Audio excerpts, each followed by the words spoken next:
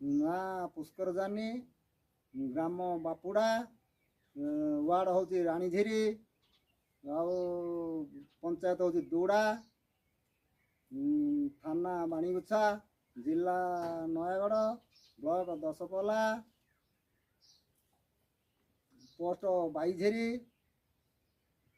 ଆମର ହେଉଛି ରାସ୍ତାଘାଟ ବହୁତ ଖରାପ ଯିବା ଆସିବା ପାଇଁ, ଆଉ ପାଣି ପିଇବା ପାଇଁ ଜଳ ନଳକୂଅ ନାହିଁ, କିଛି ନାହିଁ, ନଦୀରୁ ପାଣି ଖାଉଛୁ।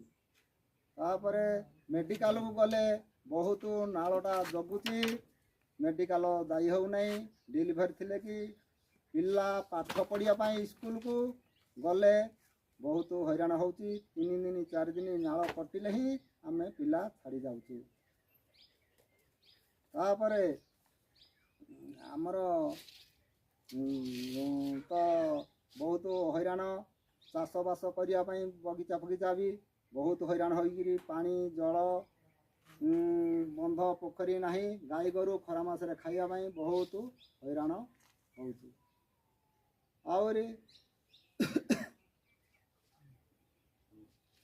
ନଳକୂଅ ନିତ୍ୟାନ୍ତ ଦରକାର। ଆମର ବାପଡ଼ା ଗାଁକୁ ନଳକୂଅ ନଦେଲେ ଆମେ ବହୁତ ହଇରାଣ ହେବୁ।